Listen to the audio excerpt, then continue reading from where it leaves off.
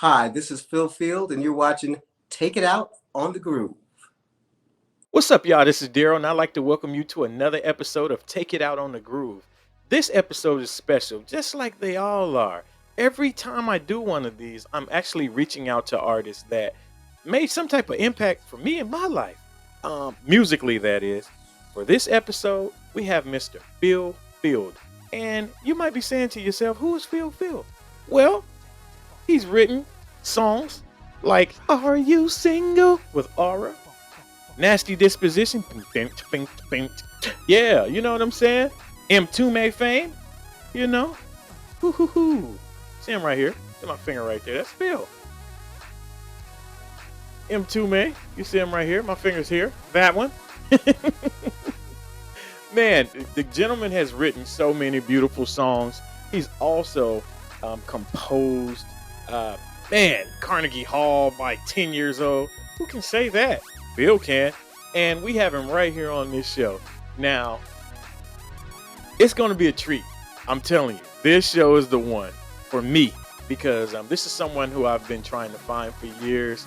And come to find out, I was following his wife for at least 4. Now, that's funny. I want you guys to support the show. You can follow us by just going to Daryl.live. Go to Daryl.live. Support the show. Support the show. We are available now on Spotify, SoundCloud, and Apple Podcasts. So make sure you join us right there each and every time we drop the show. I guess the only thing now is to start the show. So let's go.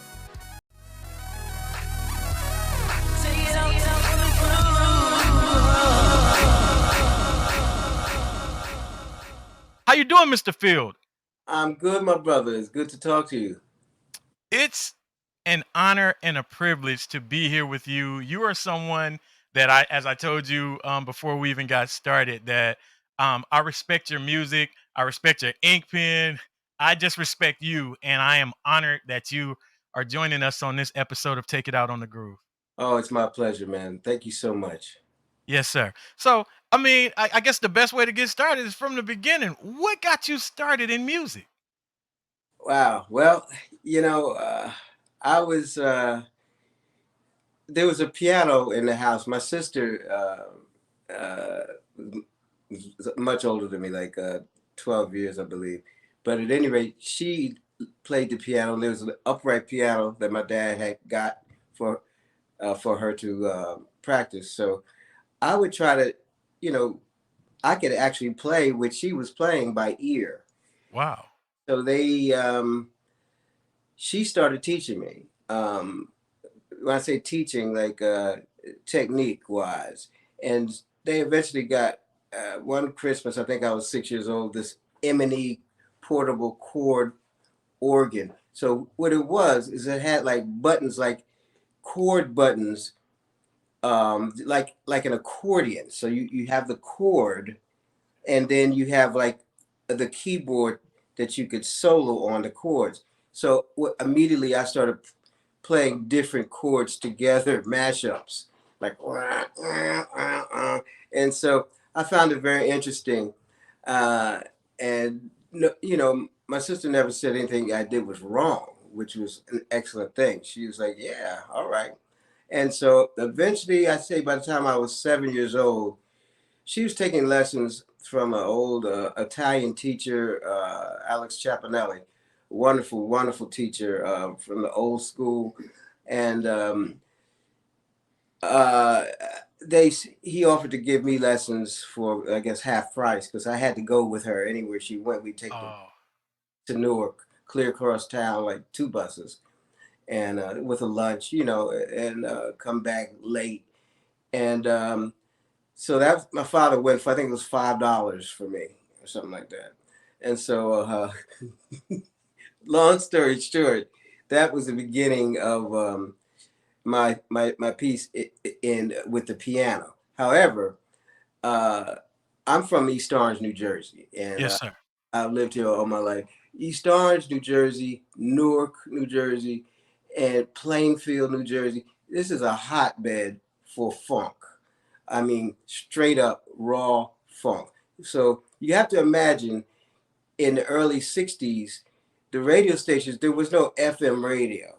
So the stations, the big stations that were AM, and they were, in the car, you could listen to them in your car on transistor radio, on your bike, or wherever. And so the stations played everything, and Sly and the Family Stone, um, and then they would play the Beatles. They played everything, Motown, and so that was the formation of me, and my boys out, my crew that I was, little. So we decided to come up with a band. At 7, No, I think I was 9. 9. At 9, yeah, we were in fourth grade, and we were very mischievous, and they tried a lot of different things because we weren't really that. We had already learned a lot of stuff at home, like reading and writing, arithmetic, all that, and so we were looking for some other outlets, and so eventually they put us all together. We were tutors for other kids because they didn't want us to be so disruptive in the class because we were bored a little bit. And Yeah. so and kudos to big ups to East Orange because they changed with what they had to deal with. They had you imagine you have a lot of like super creative kids who they need stuff. They need Yes. tools of production, and so one thing led to another, and so they built a school out of a factory called Rutledge Avenue Project School, and so we all my boys went there, and that's where the first band came. We were in fifth grade, and it was up to eighth grade. So there was a young lady who was in eighth grade named Winnie West. She said, "Boy, you guys, could you be my band?" We didn't have instruments, so I had a clarinet, and so I got a microphone and put it in the bell. Steve Washington, from Slave fame, uh, was my boy, since kindergarten. And Wow. Jimmy Randolph, who's an amazing engineer, he engineered for War, Mavis Staples, and others. Um, they persuaded their parents to get them a couple of guitars. Jimmy turned his guitar upside down and played the bass on it. And so there we were, and the three of us, no drummer, because the drums we wanted a drummer to feel what we were feeling, which was simplicity. Uh, Yes. Sometimes music can be over cluttered up. The trick is when you're composing, you have to imagine you have two ears, left and right. So you're hearing in stereo off of reflective surfaces. It's physics. Actually, music was the first science because it was measurable. The Greeks, A440, that was then they could measure sound and sound waves and how it happened. So we were all very much into that. And so one thing led to another, and I got us gigs doing backyard parties because I guess it was a novelty. I'm playing like the clarinet melodies of what the singer would sing. Because eventually we didn't have a singer anymore. We just was cutting it up three ways. It was better, $100, so you get 33. you Wow. know, and so that Yeah, yeah. She had to go. oh yeah, but when she wasn't going to be around anyway. So you have to imagine simultaneously at 10 years old, I made my debut at Carnegie Hall. I had gotten pretty good at the piano, and I never met a piano I didn't like. For instance, my mom worked downtown Newark at a fabric store, and so they were big department stores like Bamberger's, Haynes, and they all had like a floor of just a lot of pianos. I would go in there like I could hear it. Here he comes again. So I play every piano like I'm going to buy one. And so Wow. I'm like 10, 9 or 10. And so that was my adventures. And so you have to understand that the piano is a palette for composition. You have, if you when I look at the piano, I see a whole band. In the left hand, the bass is, there'd be like the bass strings, or Yes, sir. then the cellos would come next, and then after that, the violas, and then the violin on top. And you start to realize everything is groups of four. All the families of instruments are groups of four. In the horns is the same thing. The tuba, the trombone, the French horn, and the trumpet. You see, and same with singing. There's the bass, the tenor, and then the altos and the sopranos, four. Yes. And so very quickly I said, I got to have to ditch this clarinet. And the only reason I had the clarinet was because my brother, he was a very nice one, but he played it like 14 years before. And so my dad, look, you're going to get, in those days, you're going to get one thing. So you have to choose wisely. So now I'm playing really pretty well now, and I'm going to Carnegie Hall. And so I started to get a little thing. I'm still playing that piano that he had gotten from his boy from a bar. I said, well, and my dad was sitting in the living room, and I got mad at the piano, the upright piano, because the action wasn't fast enough. So I ripped out a couple of hammers, and he's Wow. smoking this pipe, and so he didn't say a word. He said, well, I got to see if we can get this fixed. Mm. That was so.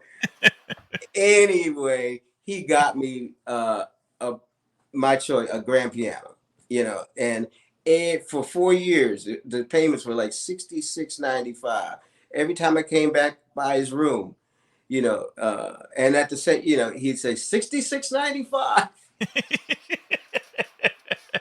You don't really have a choice. Sometimes today, kids, it, stimulus is great, but you don't want to have that many choices. You want to feed the inspiration, That's right. creativity, but you have to also instill a sense of but be the best at whatever you're doing. That's And right. I I was lucky being raised in this wonderful environment of creative kids. And so I didn't know what it was to like play with Rumpkins or whatever. Everyone was on another level, and you know, we wanted to have the same stuff that the Jackson Five had. Same, Yes. and they, Joe Jackson got them the stuff that like the white guys would have, and like the big stuff. And so in a sense, that was helpful for the formation of the funk, which it's important to be able to turn it up loud, you know. Yes. And so, boy, I can't believe I can listen to this loud without hurting my ears. So, I mean, I've gone on and on for a minute, but hopefully I answered No, some. you did answer. You Yeah, definitely answered because this show is all about getting information and getting knowledge. I want people to not only um, learn about the artists that we're speaking of, but I want it to be a session. I want it, yeah, this yeah. is fun. How did you get to Carnegie Hall? Like, who was the one that says, "Let me get Mr. Phillip over to Carnegie Hall"? Well, again, um, Alex Chapinelli was not only a, a wonderful piano teacher, and his daughter Genevieve, an amazing piano teacher. They owned three houses in Newark. It was the old Italian section, and three houses in a row. The School of Pianoforte and Theory. Wow. So by the time, I mean, this is going back into the 1930s. So by the time I got to them in the 60s, they they knew what a talent was, or what they considered a talent. And so he also ran the Music Education Council of New Jersey. He was the president, and they had their annual concerts. If you won like three different rounds, it was kind of grueling. Um, and let's imagine, let's say in the finals, you have a full house at like down at Rutgers, and like I'd say maybe 250 people in the audience, three judges, and 50 kids in Mm. different age groups. So and they're all playing the same piece on the same piano. So yeah. So, so let's say we got to my group, there would be 50 kids in chairs sitting next to each other. And of course, they were able to place me like two or three from the end. So I had to sit through, everyone else playing. And it's wonderful to hear different kids and different people's interpretation on the same piece, on the same piano. But of course, I'm like in my mind, I'm gonna kill them. You know, you know what I'm saying, man. This is a piece of cake because I'm not doing it like y'all are doing it. Basically, to me that's the story. I don't care. There's only two kinds of music. I didn't say it first. Duke Ellington said it. Good and bad. I'll listen to any music, but Mm. it's got to be good. It doesn't matter the genre, the style, but it's got to be good. And so, if it's good music, and I believe we were playing a Bach two-part invention, maybe number 5, is quite technically challenging to actually play the two-part invention means that there are two melodies that are running throughout the hands. So you Okay. be able to hear what you want people to hear to be the melody. I mean, the dude wrote it. Okay, once the composer writes it, your job is to be true to the composition, and that's Mm. the same with anything. Just sing the song. Don't put so many squirrels in it that the song is the song. That's I mean, right. Tony Bennett, he had like a 4-note range, and with them 4 notes, come on, you know what I'm saying? It's not about how much; it's about what it is and what is memorable. What's going to be after like listening to a Stevie Wonder record that you listened to for 8 years and still hear something new on Mm. it every time. That's So right. that became my fascination as a composer. And I, when I went to Oberlin Conservatory, they had like 200 Steinways in practice in practice room. 200. I 200 Steinway pianos. Yeah, man. Look, and they were all like maybe donated from like vintage ones to brand new ones to, Wow. and they had one Baldwin, and they're all like 7 foot at least. And so, Wow. yeah, I played every one, but I did like the Baldwin room and then the older Steinway room, and the guy, was open 24 hours a day. The we called him the mole. He was a guy who took pianos constantly, like he never stopped. It's like, and so he knew I was in there. I put a sweater over the door. I'd sleep in there, and Wow. I even took one of my boys had a Fender Rhodes Stereo 88 Wow. with the Leslie with the stereo vibrato. Yes. I took that in there too, and I'm basically living in the room. He didn't mind. He liked me, you know, Yes. and we liked each other, So I respected what he did, and he respected what I was trying to figure out.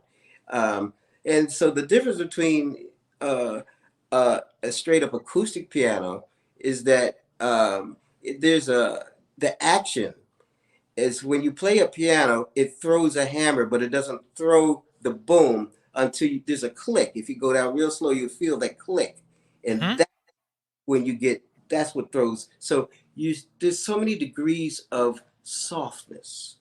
Yeah. There are many degrees of loudness, and how you achieve that, just like a wonderful singer, um, to make it the appearance of being like liquid, tied together. That's what technique is. So if you have that under your belt, which you could get, if you start early enough, you just forget about it because it's there, and you don't have any problems, physical problems like carpal tunnel. I mean, 70% of the freshman class at Oberlin Conservatory, the piano majors, dropped out after the freshman year because Wow.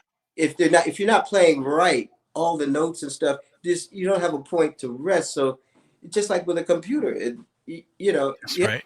the hands are they they're like they bend, the wrist, Yeah. you know, and so you have to use all of that. But you're playing with your fingers, and they're all individuals. Everything is so you have the it's like 10 instruments in one with a piano. You have the opportunity to do that if you're clever about it. Nat King Cole was one of the most brilliant um, abbreviators. And he's really one of the greatest jazz pianists. That's before he started singing. Maybe the top two or three, uh, just straight up piano. He knew how to comp.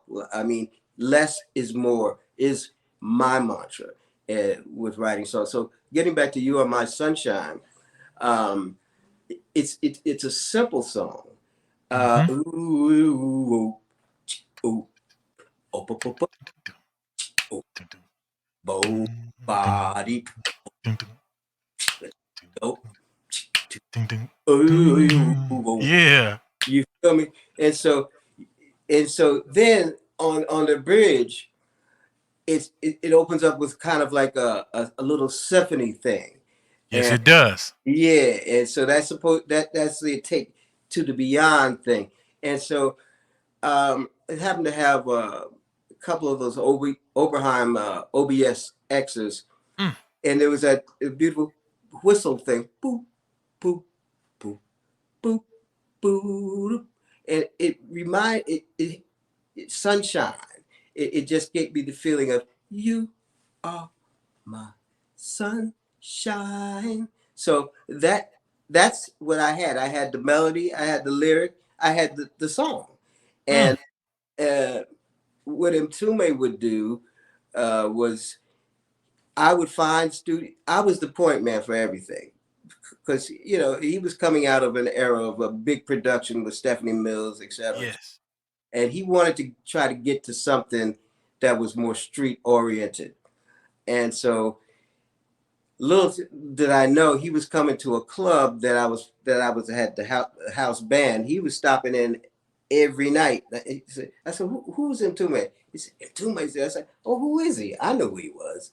Yeah. But yeah, I was writing songs because I like to write songs like maybe on the way to a gig. I said, we're gonna try it, you know, Mm. and I had the advantage because I had to pick up everybody.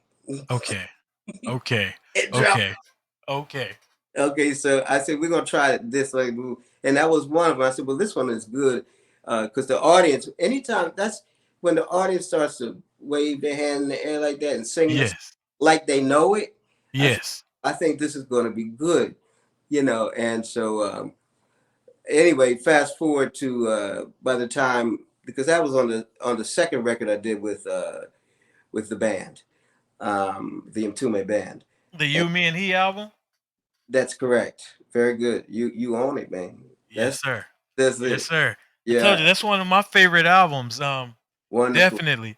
I want to jump. I want to go to Aura before we get into M2 because I Sure. have some. Because you. I'm telling you, you're one of my heroes. So like, I'm excited and I'm really containing it right now. Like but I'm being a student right now. Like I'm really listening. So Oh, if I get too hyper, just pop me. Hey, chill. cool. Cool, man. No, No, but how, so you were in several bands before you got into Aura? uh, Were you still doing like the were you still working out with your boys? Because you mentioned Steve Washington, and I yeah, know he had Slave and he was a part of Aura also. well, Can you explain how you got into Aura? yeah. So, as you said it correctly, Steve Washington and I grew up together. I mean, you know, from kindergarten, Yes. we were tight. We'd go, bowling, sit in the back of his father's, Chevy 2. He had a funny little car. We'd go fishing with him and everything, and we race HO cars. He lived like a three streets away from me, so. He'd stay over my house, I'd stay over his house. Everything. His mother was wonderful. Miss Washington was beautiful. Anyway, what happened is when I went to Oberlin in '76. I was out in Ohio. Stevie had gone to play with his uncle's band, the Ohio Players. Oh, wow. Satch was his uncle, and out in Dayton, and so Steve always had he had that ear for simplicity, everything that I mentioned, and loud funk, but compositionally tight. So while I was in Oberlin, I'm writing stuff for my composition class, and it's like funk, and the kids got, they're like, yeah, but the teacher was like, what? You turning this in? So I was getting a little bit, I wanted to write music and I wanted a band of my own. And so I I got some cats because the town of Oberlin, believe it or not, is 98% black. Yeah, it's one of those funny places, and it's a college town, which Okay. it's not. So they have a lot. Ohio is another hotbed of wonderful musicians. He got cats from Dayton, Steve, and formed Slave, and brought them back to the East Coast, and they all lived. It was a big band. They lived in the house, in Miss Washington's house, all of them. Wow. Meanwhile, Steve was apprenticing at the House of Music, which fabulous. It became a fabulous studio, but it was a house actually. But eventually, he got free studio time in the evenings because he was like assistant engineer, and so he got the free studio time. That's when bring the cats would come in, and they record all night. Uh, and so Cotillion was Division of Atlantic signed Slave, Stacy Lattisaw, and somebody else at that time. So at any rate, the Slave record with Slide on it blew up. So I'm like, I'm out in Ohio, and I got a show band with like 12 cats in it, and I'm writing original songs and playing the circuit in Ohio, and uniforms. It's called Universe, and so it's crazy. Yeah, and I'm booking them. Living in house band here, house band. It was wonderful. So that was my entree into running a band, Okay. and handling all of it that was involved. Anyway, so at the end of my run there in Ohio, I came back. I said, cats, just stay there, stay right where you at, and I'm going to take this demo tape. My boy Steve is going to give us a deal, and that's for sure. And, so, Wow. and I went back, and Steve was living in Thomas Edison's daughter's mansion little thing. I went up there, and Steve said, "Hey, Phil, what's up?" And he said, "I love this music, and I'm going to hook you up. But first, I got this little project. It's called Aurra." He said, "I got most of the songs written.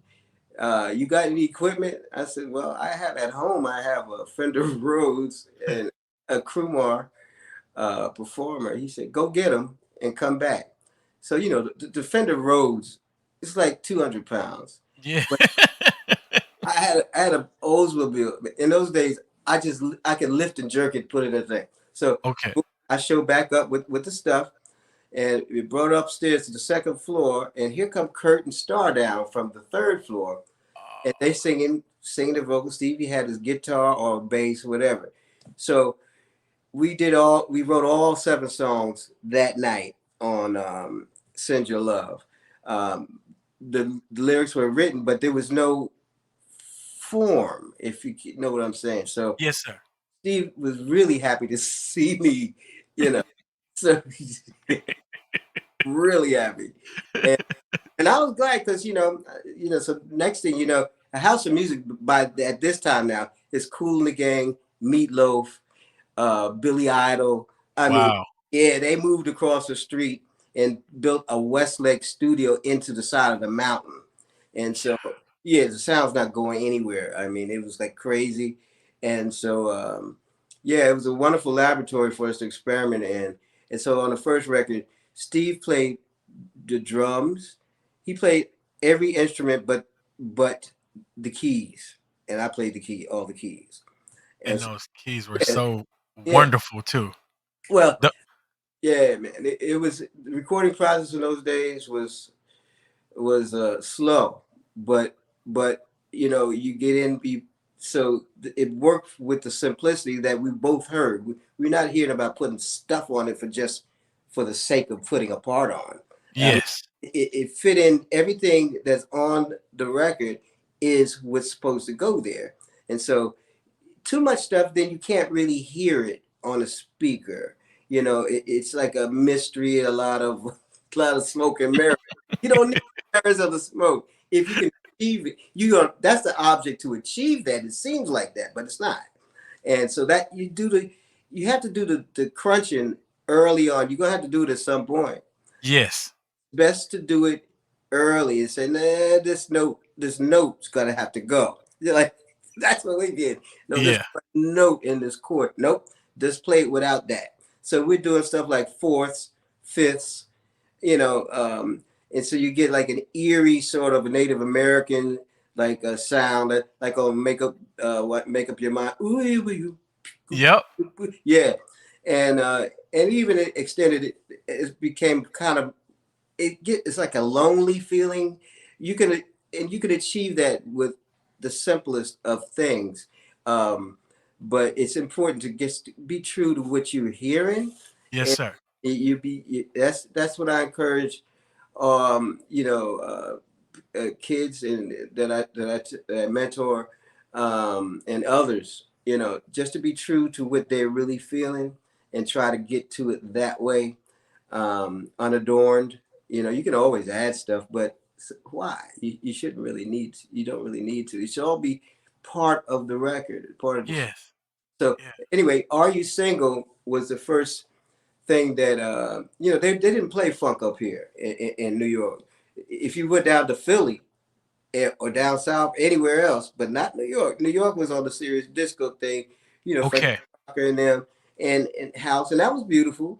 You know, I mean, but they were locked into a thing. So we devised a scheme where we would call 6 times to WNJR, yeah, and change your voice each time. And they were like, you know, 7 of us in the group or something like that. So 7 times 6, that's how many times they would get the calls. So I'm driving on the parkway, you know, coming from somewhere, and all of a sudden, you could do, I almost lost my mind. I had to pull over. Wow. And yeah, and so we broke through, and so after that, yeah, it was, you know, it was on after that, you know, it was on. What was that feeling like for the first time to hear your work on radio? Like a lot Um, of us don't would never know that feeling. it's hard to describe. It's Yes, sir. a feeling of elation because you're hearing your stuff come back at you. You already know, or you think you know that uh, what it is, and you're Hmm. just hoping that you know it at least get some play, so people get a chance to experience what it is, and let them be the judge. And you know that's a big thing. You can never underestimate your audience. The Yeah. audience very savvy. So Yes. don't sell them no shorts, man. You have to be straight and true to the audience. You just do what you do. Make it do what it do, and then they're gonna tell you stuff that you wouldn't even believe about. Yes. Like you're telling me, like you notice this, you notice these things. That's what listeners do, Yes. and that's the feedback that artists crave. So that's what the experience was like. It was like, wow, great, this has happened, you know. And of course, you can nod your head now. You're kind of a little bit more relieved, Yeah. you know. Yeah, that's what it's supposed to do. That's right. Yeah, yeah, that's what it is, I love this. man. I told you. this is my opportunity to nerd out and just have a great time. And I'm very appreciative of. We're joined right now with Phil Phil. You know his work. You may not know his name. Music heads know his name, but you know his work, and he just let you know right there. Are you single? That's a staple amongst. Do you know that there's a subculture of people out here that still, like myself, that still spin your works out here amongst people? Actually, I do because I see the airplay. I see what the sales. I mean, Yeah, I think I was one of 5 writers on Are You Single. I still collect on it. I can see that, mailbox money. but it's going up with streaming and stuff like that. Like on airplanes, apparently people get on the plane and they put on Are You Single? I'm trying to tell you, like Yeah. out here in LA, Oh, there's a whole culture of wow. black, white, Yeah. Hispanic, um, Yeah. Asian kids Yeah. that blast and play your music like it was 1981. That's awesome, man. That is Yes, sir. so cool. That's what it's about. That Yes, sir. makes me happy. Yes, sir. And I'm happy to be in that number. I'm always going to rep it. Because I feel like it, the genre, the space needs to see um more people who look like the people on the records too. Yeah, Yeah, exactly. you have to. We can't just discard the No, music as, oh, this is my uncle's music. no, Because I it's, was in the kindergarten when all this stuff came out, but it's that just doesn't. That's this is the fabric of my life. that's a beautiful thing, man. Yes, sir. Yeah, man. Yes, sir. Yes. Well, we what happened with Aura that we ended up going to Entume? Because I know Aura, they didn't put out enough records, like in my opinion. Yeah. Well, various things Yes, sir. happened. I did the 2 records, but Yeah. I was only credited on the first one. But Mm, on the second one, I mean, that was a problem. So, yeah. it was my time was over, with the group. I mean, I felt like I needed to do me more. So Hmm. I always have had a band like some of the cats from Ohio. I brought, and they were here. They lived here in East Orange with me. The bass player who's passed, Dean Cannon, and my boy Ron Sirois, who's was a writer, a friend of mine from high school. At any rate, we started doing we started the next chapter, which was writing and producing and playing and pushing our own entities. So during that time, as I actually mentioned earlier before, is doing one of those stints. Mtume approached me. Mm. Uh, so the first record I worked on, I think it was like a test for him, was a Sedan record. I think it was so exciting. So Yeah, that's tucked over there. yeah, Yeah. yeah. That's Yeah. he brought me up to Sigma in New York, and there's a couch that's in front of the board, like underneath the gigantic speakers. Uh-huh. So that's the rookie couch. So I'm sitting on that, and until they turn the music way up, and like okay. I mean, that's what I'm used to that. So I was like, I said, what acts do you want? And so I said, what you got? And so I don't know what he pulled out. Maybe it's some kind of an Oberheim. It didn't matter what it was. Synthesizer is my friend. So yeah, I dropped a part on him, and he paid me a ridiculous amount of money. I said, well, I know something is happening, and so so he make, I know he's gonna make his pitch at some Y- point, Yeah. and he did, and that was beautiful. And so that's how I started that next phase. And I remember speaking with him when we did our interview, and he was telling me about and you even alluded to it earlier, how he went from the big compositions to change his sound up. And how did it feel to be a part of that new sound? Well, I was the new sound. I, Exactly. I was the guy. You know, he came and handpicked me because Yes. he and Tawatha they loved the Aurra stuff, Yes. and they were, like you are, they were nerds too, and Yeah. they that's why he was in the club. Like, aside from the great shrimp that the band sold, he was there basically to check me out.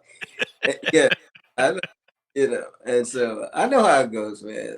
Everybody Yes. play, and it's a beautiful thing. You, Yes.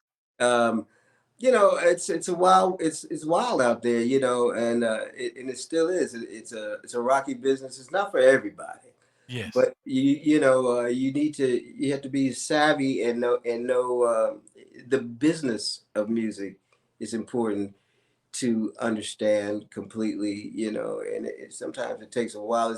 Remember, in those days there were no cell phones, there were no laptops, nothing like Yes. that. And so eventually, after the first record I did with him, Mtume, we got, a lot of work. And so he said, well, "You're gonna be the musical director." I said, anything else new?" He said, "And I'm gonna give you extra money for doing it." I said, "Yeah." So I said, "That boy could That's all you needed to hear. well, yeah, of course." Yeah, you know what I'm saying? So he didn't have to talk to the group, and some of these guys were from the older group. They didn't manage to stay with the newer group. But at first, so I'm talking to these guys, and they're great cats, But it's like, well, why didn't he call me? He said, "Well, he told me to call you." Wow. So basically, that's what I'm saying. Just when you thought you had it all down, Yeah. so that actually, so now you're like a therapist, you're a Yeah. psychologist. You're gonna need all of that, just pay attention. So yeah, so That studio life. yeah, baby, Wow. You yes, know, you guys did something on the You, Me, and He album. And I actually have the single for it. I always get into it with people because everybody, this is most people's favorite Mtume album, but this is really my favorite Mtume album.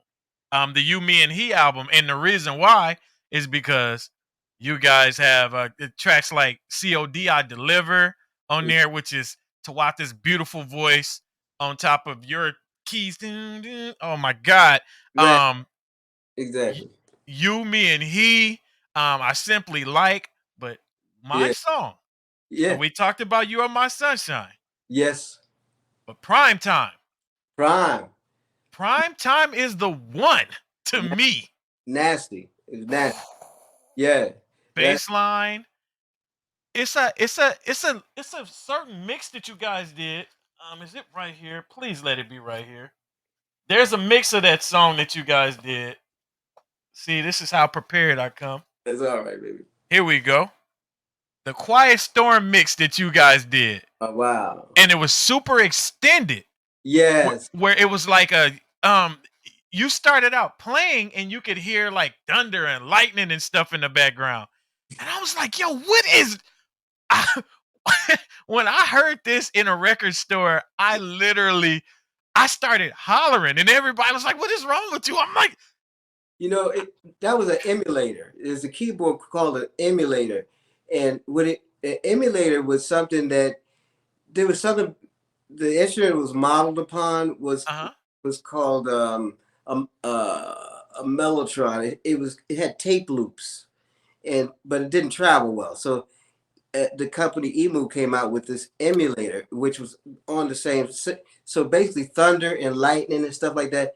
So Raymond Jackson, the bass player, uh-huh. um, he had written the bass part. He wrote the bass part in the drums, and he said, "Man, you're gonna have to come and do your thing, You did it too. do your thing." And so I said, "Just do whatever you want to do." So I said, "Give me another track." Give me another track. So the first thing I did was to put the pads, because the pads are layered. And Uh-huh.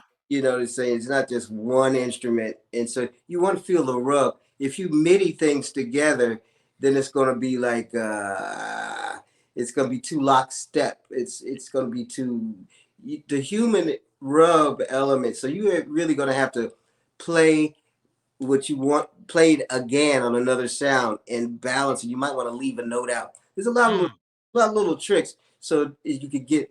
It seems like it's super fat, but it's not as fat as you think. But you know, so yeah. So the extended thing, we played it for about the bass line. Raymond must have played that for about 15 minutes or something like that. Generally, that's what we do because he's just yeah.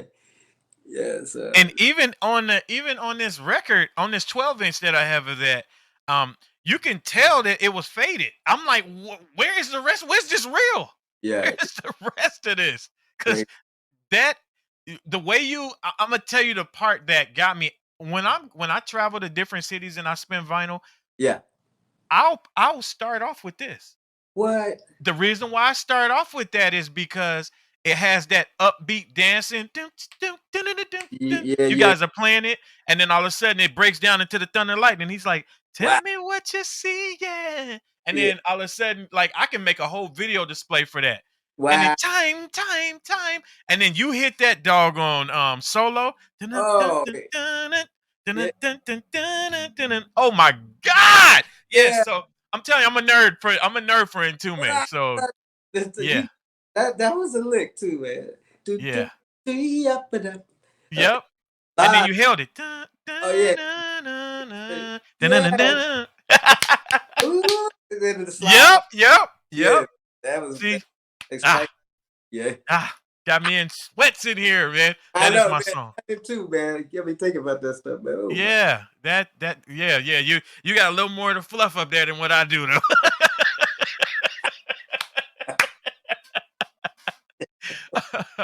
Oh my God. Yes. So tell me about like I'm gonna run down I'm just gonna point to a couple. I'll pull a couple things down. How about that? All right.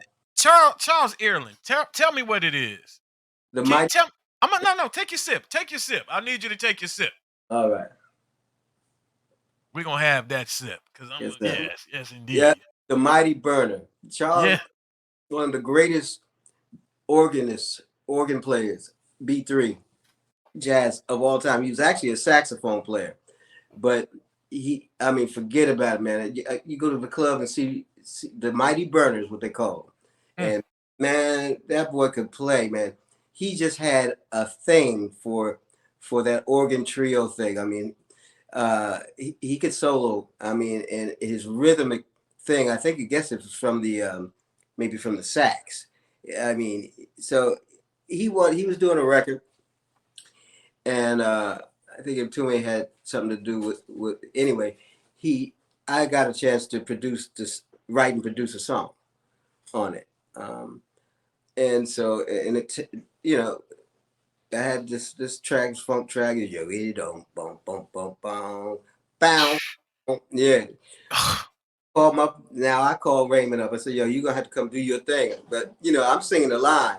So down, bam, Yep. yeah. And Wow. yeah, that was a blast working with one of my heroes like that. Same thing with Roy Ayers. That was a beautiful. Who? What was Yeah, that hot? What was that hot? hot. Yeah, Yeah. hot. Actually, I co-produced the whole record and Wow. played all the keys on the record and the backgrounds because I'm singing backgrounds on all the other stuff you talked about before, from Aurra to Mtume. I'm singing the backgrounds, but you know, I consider that that's part of what I'm doing. I'm doing everything. It's like the piano in the first place. It's like, oh, Yes. Mr. Music, please. So, You really just put me on the game, though. You made me think differently when you're talking about everything is four parts. And I never yeah, looked at it at the simplicity of what you said. yeah, If man, I look at everything as four parts, it makes things a whole lot easier. exactly. I did not think like that until you just gave me that information. So, I'm glad you got that because it's really the truth. That's what that's what it really is. There's four parts. All what they said. Remember the families of instruments? They're all the four. It's the fours. four, Of four, course. four, four. So now you have a symphony. You feel me? It's Yes. yeah, it's 16 parts. Boom. Yeah, Yeah. you're gonna have me listening to Tell Me What It Is again because the I- way you. I'm gonna yeah. ask you two more, two more records, two more records. All right. This Tyrone Brunson, Oh, Love Triangle. oh. Oh my God, because you were more so on the piano on that, right? Doom, doom, doom, doom, doom. Is it? In this love triangle. Yeah, yeah, yeah, yeah. Yeah, it was more. Yeah, I love. This is one of those another one of those albums, and I see your name here in bold co-production. It's Yeah, in bold on this record. Like for that's those who don't know, this Tyrone because Brunson. Tyrone was living with me, man. He That's why was. Tyrone was living with me. I was putting him up, man. That was my boy, Brunson. Wow, The mighty Brunson Burner, man. That sucker sticky there. situation. Yeah, Murph, man. What? That's right. The Smurf. Yeah, DC Cat, man. Go. I mean, that cat was what a talented and funniest cat you ever want to meet, man. Very talented. Wow, Very wow. talented. Dear friend of mine. And yeah, we sweated on that record. I love that. I Yeah, love that. yeah. This guy, one of my favorite artists, Freddie Jackson. I Oh, don't want to lose your love. yeah, This is the one. yeah, yeah. This is the one. There's a young lady I went out at Oberlin with. She eventually was hooked up with Fat and Whitehead, Mm. and so Linda Vitale, she's a writer from Philly, and so she had got me a spot to do various things for them, Ah. boards and stuff in L.A. Anyway, gave me a call, and they needed me to play. They want me to play the grand piano, and it was nicely tuned, and it was a good one. And so I think Whitehead had just got out of jail. It's good to see him, man. And so I was like, "What? You here?" And so they were in. I'll never forget it. They in the control room, and I'm way out there. I can see their little heads in there. And they said, "What are you here to?" And so I was like, "Boom, boom, bring." Yeah, I mean, I had to give it up. I mean, Gamble and Huff, man. When in Rome, you go. And what Romans do. Hey, man, I grew up on that. I wore so much vinyl out with Philly International. That's how Mm. basically I learned how to play with these records. So Wow. they could give me a chance. Yeah, man, this is what you're gonna get. And they were like, "Whoa, this is it, man. That was it. You're really a nerd, bro. Yeah. You all in there. Man. You're certified, man. Oh yes. Oh Yeah, yes. Because you're licensed to funk. You thank you, sir. I see it on your shirt right there. Is that from the museum? From the Funk Museum? yes, it is Is that the one in Dayton or the one in date. the one in Dayton? That's right. I know there's an African American music museum. I think that's in Mm-hmm. Tennessee somewhere, Yeah, right? right. Yeah, and the other one's in Dayton. I have to visit that one in Dayton Ah, very soon. I have to. Yeah. yes. Yeah. Yeah.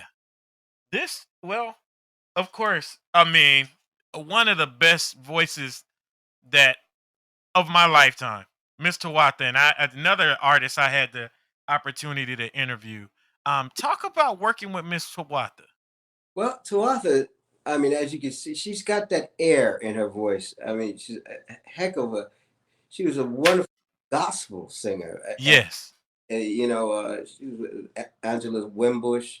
They Yes. had a group back in the day down there, Hot and tea. huh? Hot tea. Yes. Well, that's exactly it. But not a lot of singers can actually sing on the funk with a voice like that, and so she her relationship with Mtume enabled her to have that translation that was necessary, in my opinion, to be able to do that. Because unless you see her live with the with the band, you might not understand that she could get hard with it. You see, Yeah. you know what I'm saying? She could hang in there. Wonderful, wonderful talent, man. Actually, a very good writer as well. Uh, really, totally, yeah. She's awesome. It's a couple of clips I sent her when you guys were I want to say you guys were in Japan or somewhere. Yeah. Um and it was on YouTube and she had never seen them. And I sent them all to her and Okay. she was just like, "Wow." Yeah. I'll send them to you also if you need them. Sure. Sure. Sure. That'd be Yeah, I sure will. I'll that. send those to you. Yes, sir. Thank you. Yeah, those are like you guys are phenomenal. And again, it's an honor just to have this time to reflect and to talk with you because again, you're one of those guys that for me, you ushered a sound Well, that I'll never forget. well, And I appreciate it so much, man. When we still we have stuff coming. We have a new single out. It's called "Here We Go." I love it. Yeah, man. So I have a couple of things of your newer works right here in my hand all that I right. want to ask you about. Okay. Because I love what you're doing. Before we get right to that, you ended up working on an album, working on a single that what it sold like 6 million, didn't it? How many ways? Well, that was that album. The album sold 6 million, right? Actually, eight. Yeah. 8 million. My Yeah. God. Yeah. Tony Braxton, how many How many ways? ways? Yeah, man. I composed that song. I wrote the song, and eh, there was a group with a Mtume's son and uh, a cat named Vincent Herbert who you know Oh, that ended up marrying Tamar. yeah. So Yeah. I basically got to raise them. You know what I'm saying? Okay. He, Okay. he knock on my door at like 9 a.m. I let him in the studio. He stayed there all day, and Mm. So at any rate, I wrote a song called "How Many Ways" on their group called the New Romance Crew, and Oh. it didn't come out. So you can see what I'm saying. What happened? Okay, now I see where this is You going. already Okay. know. So yes, it was. But at any rate, yeah, man. I mean, I'm still here, man. Well, let's talk about the new album because we've had the opportunity to go down memory lane and we could go there for years and years and years because you have that many works. Like I'm thinking about the New York Undercovers Oh yeah, that. and God, it's the Panther soundtrack. Oh There's so many works that you've worked on that we could touch on, but I want to definitely touch on the new stuff. The Jackson Field project, right? right. Well, there's the Phil Field band The and Field Band, yes. the Dee Jackson, uh, Okay, and the Phil Field band featuring Dee Jackson. But that's right. at any rate, the band the band is like this is a these are cats that I've known for years. We've been together for a long time. For instance, Buddy Hank is he's on bass. And Buddy wrote "I Like What You're Doing to Me" for Young and Company, Wow. and he wrote "A Way Out" for Steve Arrington. Uh, yeah, nobody can be you but you. Bum, Wow. bum. Yeah, that Buddy Hank. And so Jeez. yeah, yeah, yeah. So we're doing gigs now. We're doing gigs because what we like to do is to well, I like to do anyway is to like I said before, bring it to the people and let the people direct you. So we're actually if you can once you can rock a 200 seater, you can rock a 2,000 seater. Yes. And you can rock a 20,000 seater. That's the translation. It's harder to rock the small rooms, and so that's where you want to try. That's where you start and get the sweat out the way, and then you translate it onwards. Yeah, but we're planning for a lot of things coming forward. On drums is Lenny Covington, classic funketeer from Newark. Who's been through the trenches, amazing drummer. Uh, Wow. so and Dee goes with Dee Jackson Field. I mean, she's an amazing singer. I mean, Yes, she is. one of my favorite sounds to work with her because she just knows how to sing so well, and she sang her compositions. She thinks compositionally. I mean, we've been together for over 30 years, and it's just like it's like wow. Now she has turned into like a top-notch engineer. I mean, she is splicing and dicing and shaving and yeah, very creative with that, man. She's very creative, and she's not so patient. I have to say that, but Hey, yeah, gonna make it you do what it's you supposed to do. Yeah. you said it. I didn't say it. I think she's around here somewhere. Yeah, yeah, yeah. I would love to see her. Um, you're you have a couple of joints. Here we go. Of course, that's the single out right now. We Right. want everyone to listen to that. We're gonna definitely have it on this show, so Awesome. it'll be played here. Yeah. Um, Enter My Dreams. I go down your YouTube a lot, and I just let it run. Beautiful. Um, yes. Yeah. Enter My Dreams is one of those songs that I love to just play. Um, I think that's you two. Isn't that you two just sitting there playing and singing together? Yes. Yes. Yes. Yes. Yeah. Yeah. See, I told you I'm a fan. You Oh, thought I was just I know. I know you. I know. I trust. I know you. Yeah. I'm I'm gonna tell you something else that I really love. Hey. It's the daydreaming cover. Oh, that My God, isn't that something? that one. That's Are different. y'all gonna release that at some point? Yes. We Leave it just like that too. That is beautiful. thank you, my brother. Say that again. Leave it just like that. You heard that, baby? Yeah, because she's man. I thought I was a perfectionist, but no, my baby. There's my friend. How you doing? I'm great. How are you? I'm doing great. First and foremost, like I told your husband earlier, you and I start following each other like 2018, 2017-ish. Yes. And I am so happy to actually know that you're married to this wonderful man right here. I just put that together this year. Did you? Yes, ma'am. I would, because you know the algorithms, how it doesn't Yes, show the people you really follow. you don't see everybody all the time. They You don't. And you posted something last month. You said my husband. and, and I was like, I'm looking, and I was like, wait a minute. And then I think I had this album in front of me, and Wow. I'm looking at I'm like, hold up, wait. Oh my God. And I put two and two yes. together at that point. Wow. So, and that's when I reached out and was like, hey, Eesh. I need you. Cause you've been one of the original guests that I wanted to talk to for a long time, Oh man. but I did not know how to, through the years, you find people. I knew how to get in contact with Mr. Mtume and Tawata because it was through an agency. But I Mhm. was like, how can I find you? And it just so happened I was following your wife, so we Wow. could thank her for this beautiful moment that we're having right now. I That's do and I wonderful. do. You know, he's not. I mean, he wasn't even thinking about social media. Yes, So, yes, and I wasn't actually for a long time before that. yes, But once I finally did get an Instagram account, it was probably the same time that I started following you because I yeah. wasn't. I see people they've been on for years, and I'm like, where have I been? Mhm. But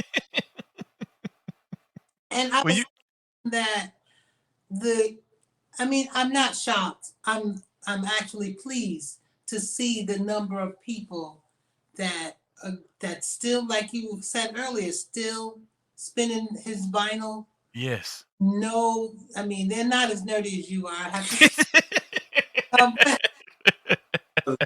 You but thorough. Yeah. but people know things that I think that they knew. And so once I got him to actually say, "Okay, I'll get an Instagram account," Mhm. uh, Yeah. then he gets to see, wow, this really is happening. And So, the entire reason for me doing this show, to be honest with you guys, was for the reason what you just said right there. I wanted to make sure that you guys have sewn into me. Whether you don't know that you're just in the studio and you're doing your thing, but there's this kid that can't go outside because people are shooting and Yeah. doing things like that. So you guys become my best friend Wow. through the music, Oh through this music, through a breakup, yeah. through happy times, through Yeah. everything. You guys are friends to the average person. So we love you all, which in turn, people like you made me want to start going to work in recording studios, Uh-huh. work as engineers, make sure I'm a I was in radio for 25 years mainstream Mm, because I wanted to share sure. things like this. And of course, radio stations were like, no, you got to go to the Mm, adult contemporary station. Well, you know what? right. Screw that. I will just make my own.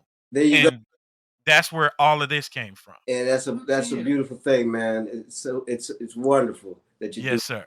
Just keep doing what you're doing, bro. Yes, sir. Yes, Yeah, sir. and we here for you all the time, man. And you just reach out. You know how to do it. I don't want you guys to change that daydreaming cover though. You cannot. Please. Thank you. Please. Okay. Please do Wait, not change that. Thank you. see, he says that as if I even considered changing. I'm I just love your voice. I love your voice, Miss D. I love your voice so much. I was telling your husband, it's gentle and it's very reminiscent of the Miss Diana Ross. And I Just really appreciate your sound. you. thank you so much. Yeah, you really. I told you knocked it out the box when you went there, bro. Yeah, Yeah, because I hear that. you were. I'm That's That my auntie in my head. yeah. That's all good is. You went right there. Yeah, that's it. Yeah. Basement classic too. The Juice. Yeah. Thank you for that. Uh, Thank you for that. I'm told you. I just be on. I go to your YouTube and I just now that I've once I found who you were and where you were. And What? thank you, Miss Jackson, for that. Wait a the minute. juice. What He you know about? really What you is. know? What you know about the You juice? found that? The Yeah. Juice. Yeah. Yes, because what I do is ever since I found you guys' website, so just being a nerd, I just go there and I just followed it. And every day I just let it roll. I just let it roll from top to bottom. And it's the one that it'll play all the songs that you No. have been a part of. And I was just like, wow, he did this. Wow, he did this. So I would encourage all my listeners, Yeah. everyone listening right now, whether you're listening on Spotify, Apple Music, YouTube, or Blast Radio, Yeah. make sure that you follow everywhere that they are. And I'm going to let them tell their website. And, we're definitely going to make sure that we blast everything out. And of course, it'll be right there on the screen. But this is what I call those moments where people say you shouldn't meet your heroes. No, I'm happy that I met my hero because Yeah. we Thank you. get to forever live together. Thank you Yeah. so much, my brother. And we're forever connected. Can Yeah. you please tell everyone where you guys are on social media and your website? Okay, so we actually have a link tree Oh, where you can get everything. It's so whose page do you want us to get it from? that's Linktree. Okay. link.tr/. Jackson Field Music. Y'all hear that? Everything is there. Our YouTube, our SoundCloud. Even I have some things on SoundCloud. Yes, you do. Our website, of course, and that's at southvalleysound.com. If you There we just go. website, but the link tree will give you the Apple Music, Amazon, and Spotify. It'll give you some lyric videos, everything. So tell me about this new single. Here we go. I got both of you there. What does it mean to both of you? Oh, here we go. Is old school funk. It's straight up. It's everything we talked about. It's simplicity as best, and it's live. It's a band. It's Buddy Hank, Lenny Covington on the drums. Daryl Smith is playing is on guitar. A wonderful guitar player. I'm playing the keys, and former student, yeah, Alan Theodore. Alan Theodore, one of our former students, who's he went out to Prairie View. Now he got his master's out there. He was a drum major for Prairie Wow. View, in Texas. But he came back on a break, one of the breaks, and we took him in the studio.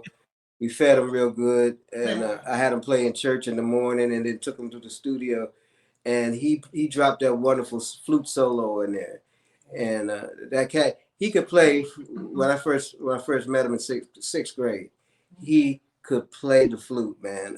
Wow.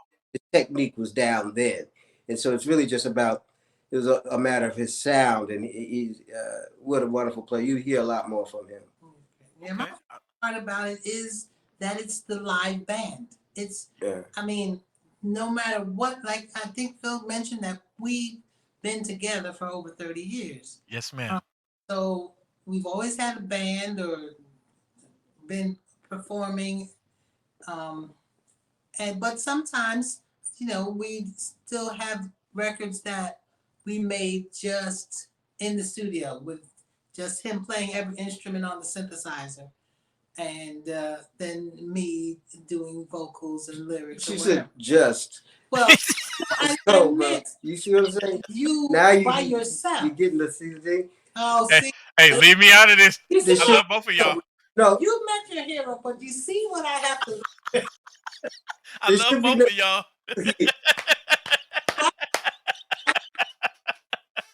Hey, I know I can't win in this one. I'm neutral. I'm Switzerland. Switzerland.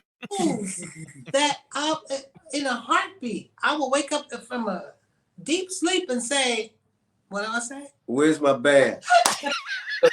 Your band is sitting in front of you right there. But what? No, but yeah, but she's actually right because I'm in there too. So yeah. I'm like, what a wonderful thing. The coolest thing is that Dee recorded and mixed this record. Oh, wow! Back in the old days, there were like 3 seats at the board. Like, Marvin Gaye had 1 seat, and he had like. They give him the A faders a group, before vocals of E. So he's riding the faders of the groups, to hear Marvin here. So he's just riding the vocal groups. It's a choir. It's 4. He's riding the 4 pieces. Wow. The 4 groups of vocals. Yes. But you can't even suppose you want to turn the drums down, you have to reach way over here. It's like, But she was able to, I was so proud, pleased, and relieved to find out how brilliant, because I had nothing to say. I said, that is kicking, man. That's crazy. This is not an ad, but I really love the Logic. I really had such fun with this record particularly. Yeah, because you're using it differently than most folks. I don't say it. She doesn't use it the same way. I see how people use it.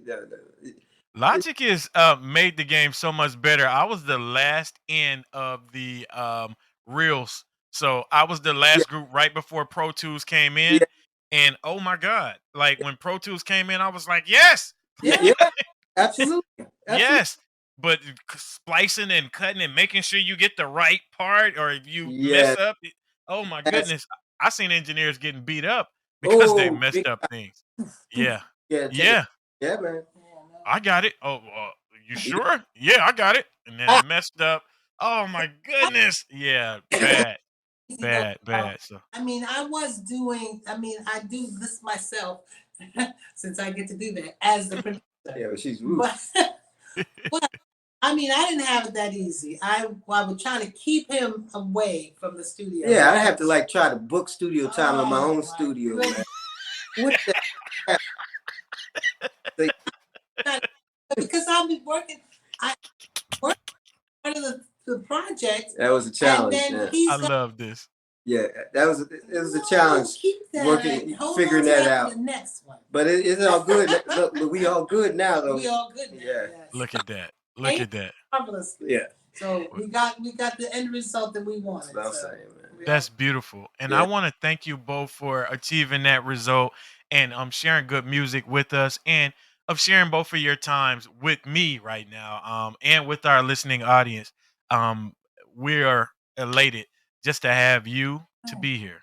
It's such a pleasure, man. Thanks. Yes, sir. So, you just let me know which Mtume albums or which albums you need, and I will personally send them to you. Beautiful. Whatever you need. If you need anything that's even up here, I will just send it to you. Got you. Thank you so much. Yes, I'm serious. Like, all right, I appreciate it. I'll send it to you. On that too. I'm gonna take that. I'll take you up. Yeah, you should. Because it's your works, not mine. I didn't, And at the end of the day, I'm just at a place in life though. want to make sure that the people who made the music have their music, Wonderful. and know that they're honored and loved. So Thank you. thank you both for this time. All right. Thanks.